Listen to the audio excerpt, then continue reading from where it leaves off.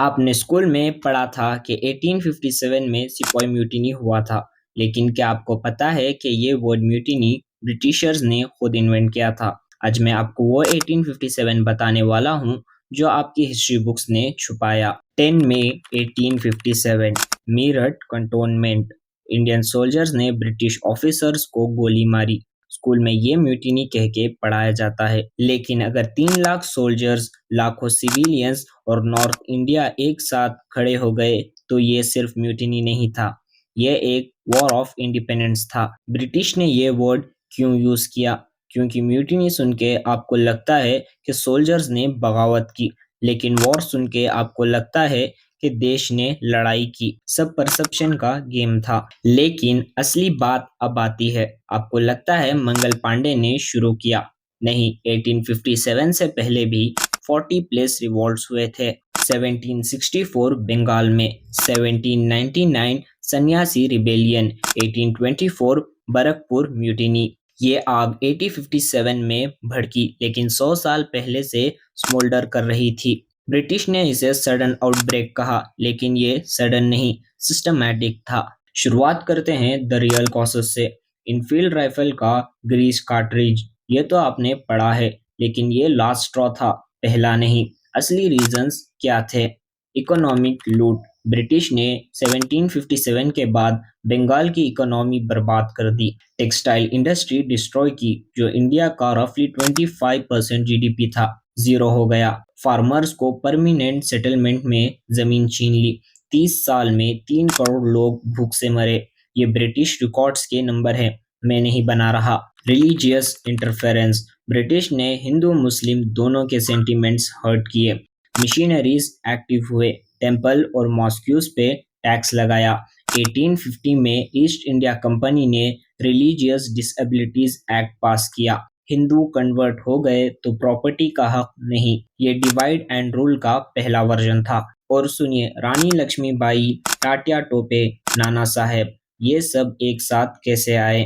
British ने सोचा था कि इंडियंस डिवाइडेड है, लेकिन 1857 में हिंदू मुस्लिम, राजपूत मराठा, ब्राह्मण शूद्रा सब एक हो गए।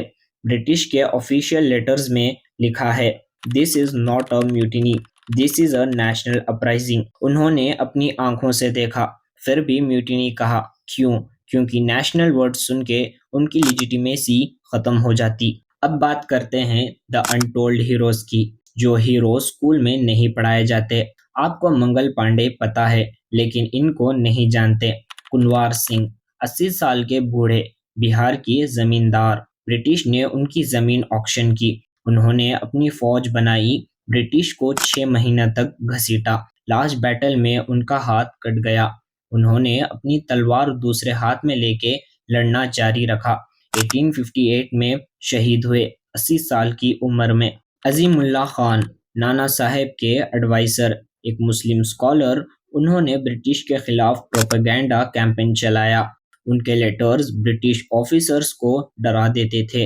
उन्होंने दिल्ली का बादशाह कॉन्सेप्ट रिवाइव किया कि इंडियंस अपना एम्परर वापस लाएंगे। झालकरी बाई, रानी लक्ष्मीबाई की बॉडी डबल। झांसी में उन्होंने रानी का रूप धारण करके ब्रिटिश को डाइवर्ट किया। असली रानी को निकलने का टाइम मिला।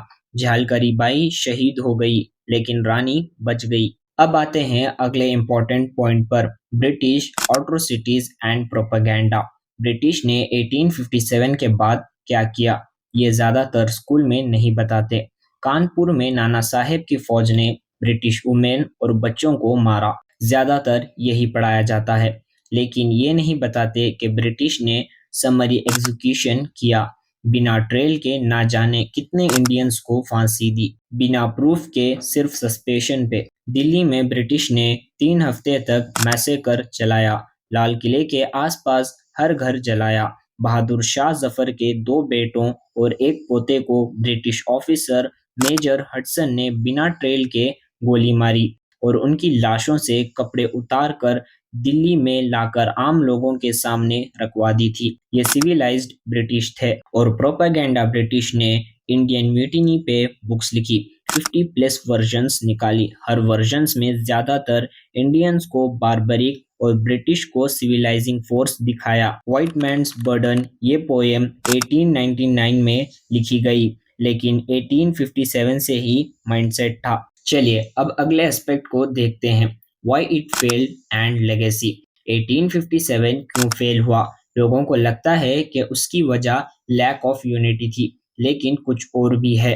टेक्नोलॉजी गैप, ब्रिटिश के पास टेलीग्राफ था, मैसेज 40 दिन में लंदन पहुंचता था। इंडियंस के पास कोई कम्युनिकेशन नहीं। ब्रिटिश के पास इनफील्ड राइफल्स थी, एक्यूरेट, फास्ट। इंडिया के पास तलवार और मैचलॉक। ब्रिटिश के पास स्टीम शिप्स थी, ट्रूप्स कुछ ही हफ्तों में इंडिया आ गए।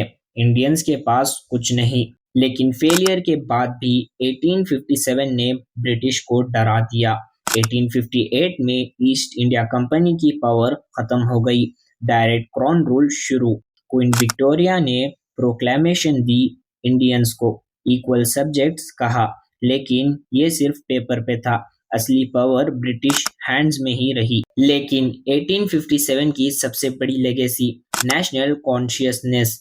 पहली बार इंडियंस ने अपने आप को इंडियन फील किया, ना कि हिंदू, मुस्लिम, सिख या मराठा। ये फीलिंग 90 इयर्स बाद 1947 में फ्रीडम दिलवाई। तो दोस्तों 1857 सिपोई म्यूटिनी नहीं था, ये first war of Indian independence था। ब्रिटिश ने म्यूटिनी कहा अपनी नैरेटिव के लिए। स्कूल ने वही पढ़ाया क्योंकि ब्रिटिश का लिखा हुआ सिलेबस था। आज भी वही सिलेबस चल रहा है, बस म्यूटिनी की जगह रिवॉल्ट लिख दिया। लेकिन वॉर क्यों नहीं? अगर ये वीडियो इंटरेस्टिंग लगा हो तो एक लाइक बनता है, और इसे उन लोगों के साथ जरूर शेयर करो जो अभी भी म्यूटिनी वाली गलती करते हैं। सब्सक्राइब करो माइंड डिकोड को, क्योंकि यहाँ हिस्ट्री सिर्फ पढ़ाते नहीं, उसको डिकोड करते हैं।